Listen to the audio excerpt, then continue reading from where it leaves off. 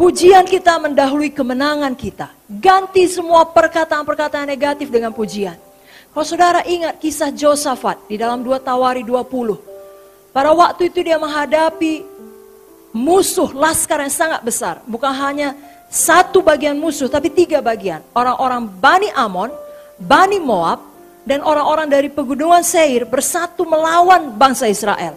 Yang dari segi jumlah, dari segi logika, tidak mungkin menang. Dan saudara pun mungkin menghadapi persoalan seperti itu. Saudara lihat sumber daya saudara, ya, dan situasi yang saudara hadapi, tidak ada jalan keluar. Tetapi Josafat dan bangsa Israel tahu apa yang harus mereka perbuat. Mereka berdoa. Dan pada waktu berdoa, Tuhan mengirim nabinya. Dan disitulah ada perkataan, percayalah kepada Tuhan, percayalah kepada nabi-nabinya. Amin. Tuhan selalu memberi jalan keluar. Nah, apa yang menjadi respon kita, itulah yang penting. Bangsa Israel merespon dengan benar. Setelah mereka mendengarkan firman daripada Nabi Tuhan, apa yang mereka lakukan? Ayat 18, 19, 20, 21, 22, dalam 2 Tawari 20 menjelaskan. Mereka maju dan bersorak-sorai dengan suara nyaring. Menyanyikan nyanyian pujian. Begitulah Tuhan berkenan.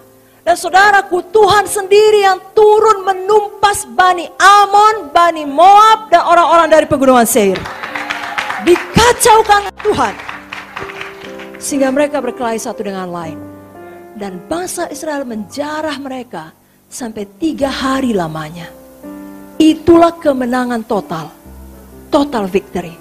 Tidak ada satupun daripada bangsa Israel yang jatuh, yang mati. Sebaliknya tidak ada satupun daripada musuh yang luput. Saudara mau kemenangan demikian, buang perkataan negatif. Lebih banyak memuji Tuhan dalam doa saudara. Berkata kepada gunung saudara. Kita masuk kepada poin berikutnya. Penguasaan lidah untuk tidak mengucapkan kata-kata membalas dendam. Semua kita masih punya emosi. Semua kita masih punya perasaan. Tapi kita harus belajar tidak dikuasai oleh indera kita seperti yang dikatakan oleh Ibu Pendeta Victoria. Amin.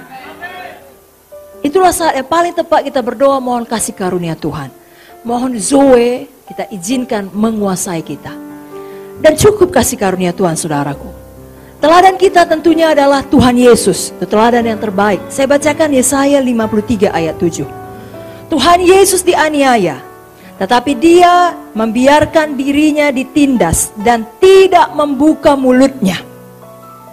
Seperti anak domba yang dibawa ke pembantaian, seperti induk domba yang keluh di depan orang-orang yang menggunting bulunya, ia tidak membuka mulutnya. 1 Petrus 2, 22-23. Ia tidak berbuat dosa dan tipu tidak ada dalam mulutnya. Ketika ia dicaci maki, ia tidak membalas dengan caci maki. Ketika ia menderita, ia tidak mengancam, tapi ia menyerahkannya kepada Dia yang menghakimi dengan adil. Percayakan kasus kita kepada Tuhan. Amin, saudara. Dan sebenarnya inilah yang dinamakan dengan kelemah lembutan, yakni you have strength under control. Ya, kita punya kekuatan di bawah penguasaan diri. Milikilah kelemah lembutan Yesus. Belajarlah kepadaku sebab aku rendah hati dan lemah lembut. Sarungkan pedangmu Petrus, apakah kau kira aku tidak bisa memanggil 1 legion malaikat untuk membawa aku keluar dari situasi ini? Jangankan 1 legion malaikat, dirinya sendiri pun sanggup melakukannya. Tuhan Yesus punya kuasa, dia maha kuasa, tapi dia tidak melepaskan dirinya pada waktu ia ditangkap, karena dia tahu itu harus dia lalui. Kita pun tahu ada bentukan yang harus kita lalui. Amin saudaraku. Amsal 24 ayat 29. Janganlah berkata, sebagaimana ia memperlakukan aku, demikian kuperlakukan dia. Aku membalas orang menurut perbuatannya. Jangan.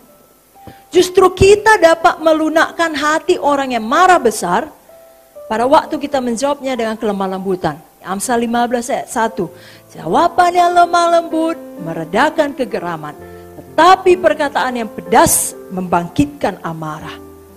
Saudaraku, jawab dengan lemah lembut. Amin. 1 Korintus 13 ayat 5 berkata, kasih tidak menyimpan kesalahan orang lain. Ini adalah pilihan kita. Di dalam buku Amsal 12 ayat 18 dikatakan, ada orang yang lancang mulutnya seperti tikaman pedang, tetapi lidah orang benar mendatangkan kesembuhan. Mari kita baca sekali lagi, Amsal 12 ayat 18.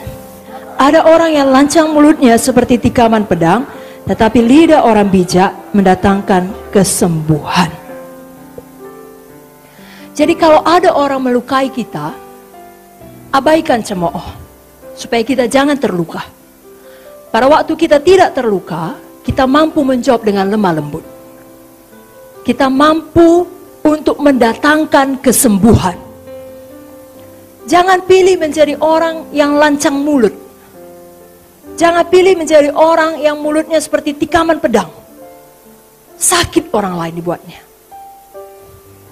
Tapi mulai malam ini, biar pewahyuan turun, kita mengerti bahwasanya hati Tuhan adalah menyembuhkan orang. Sama seperti Dia telah menyembuhkan kita, Dia mau memakai kita untuk menyembuhkan orang lain. Dan orang bertobat bukan karena dilukai.